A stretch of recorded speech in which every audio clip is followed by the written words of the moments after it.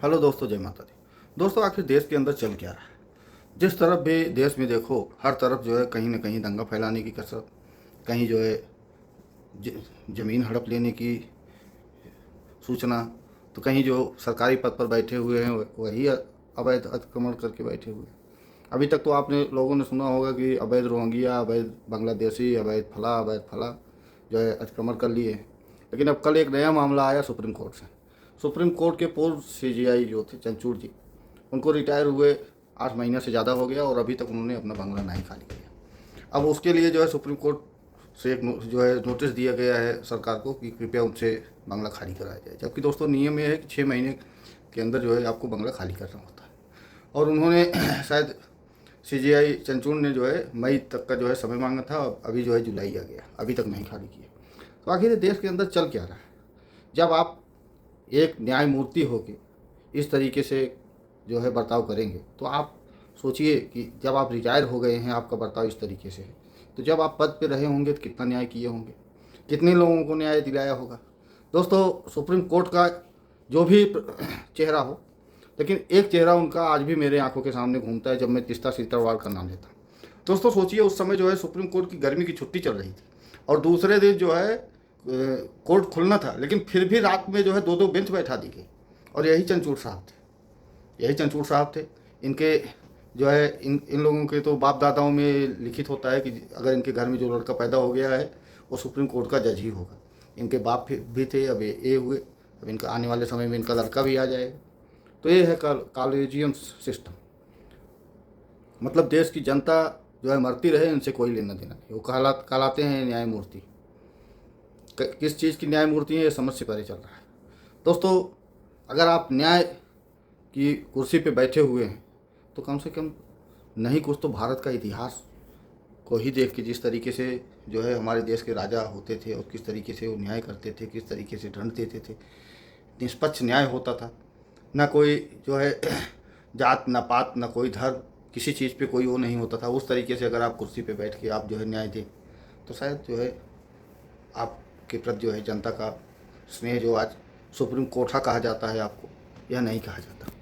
दोस्तों, इसी के साथ जो है कल बिहार में जो है लालू प्रसाद के 9वीं फेल बेटा तेजस्वी यादव, वो तो सरेआम जो है वहाँ मीडिया, एक रैली में जो है मीडिया वाले को ही धमकाने लगे।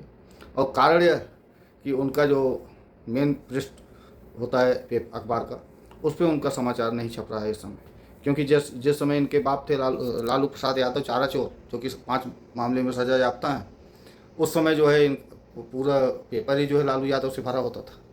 अब ये मीडिया वाले को बता रहे हैं कि जो है आने वाले समय में जो है इन लोगों का पेपर किसी गांव में नहीं जाने पाएगा, इनकी गाड़ी फूंक दी जाएगी, इनका दफ्तर तोड़ दिया जाएगा, वो भी हमारे कार्यकर्ता द्वारा। अरे कार्यकर्ता को क्यों डाल रहे हो भैया? खुद जाओ ना, तो खुद करो। क्योंकि तुम्हारे तो खून में ही बसा हुआ है चोरी चमारी करना। जब तुम्हारा बाप जो है वहाँ का मुख्यमंत्री था, तो तुम्हारे मामा से लेके जितने रिश्तेदार तुम्हारे थे, तुम्हारे बहन की शादियों में जो है एजेंसियों पे नई गाड़ियाँ नहीं, फोर व्हीलर जो है खड़ी हो पा रही थी, बेचारे जो है लेके आते थे। वो आप तुम्हारे मामा और तुम्हारे रिश्तेदार, तुम्हारे गुंडे जाके एजेंसियों से गाड़ी उठा लाते थे। रोड पे बेचारा कोई बिहार के अंदर नई गाड़ी खरीद नहीं सकता था, और खरीद लेता था तो बेचारा अपने हाथ से ही गाड़ी को जो है डेंट करता था, ताकि जो है तुम्हारे गुंडे उसको उठा के न लेके चले जाएं। तमाम घटनाएं ऐसी हुई हैं। और आज तुम जो है बिहार को जंगल राज बता रहे हो। अरे जंगल राज भैया, मैं न तो नीतीश का समर्थक हूँ, न तो भाजपा का समर्थक हूँ, न तुम्हारा समर्थक हूँ। लेकिन जो सही चीज़ है, जो मैं अपने आंखों में, मैं तो यूपी का हूँ, लेकिन मैं एक बार जीवन में बिहार में गया था, वो भी तुम्हारे बाप के राज। और जो बर्ताव बिहारियों ने मेरे साथ वहाँ पे किया, वो मैं अपने जीवन में कभी नहीं भूलूंगा। अगर तुम्हारा बाप और तुम इस लायक होते तो शायद आज ये दिन नहीं होता। तो दोस्तों, एक कहानी चल रही है इन लोगों की, और उसमें जो है ऊपर से राहुल गांधी भी आके कूद पड़े। अब खैर, राहुल गांधी की तो मजबूरी है कि जो लालू का बेटा कहेगा वही उनको कहना पड़ेगा।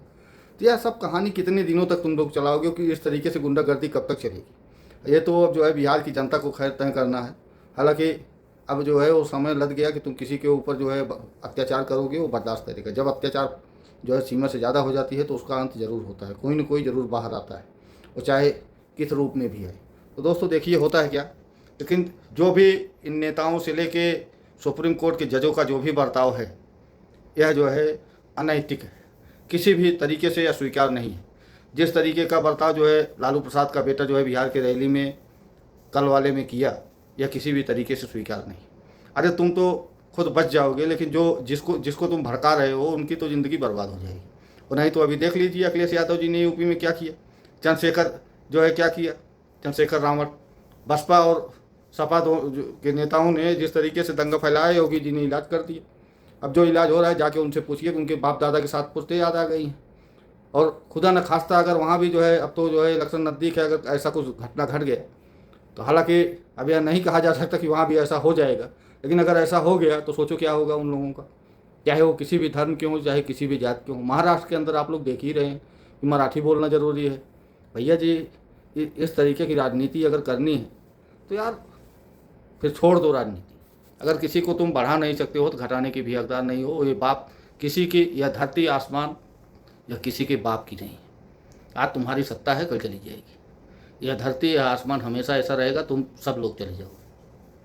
दोस्तों वीडियो अगर अच्छा लगा हो तो चैनल को लाइक करिए, सब्सक्राइब करिए और वीडियो को जितना ज़्यादा हो सके शेयर करिए। जय हिंद, जय भारत।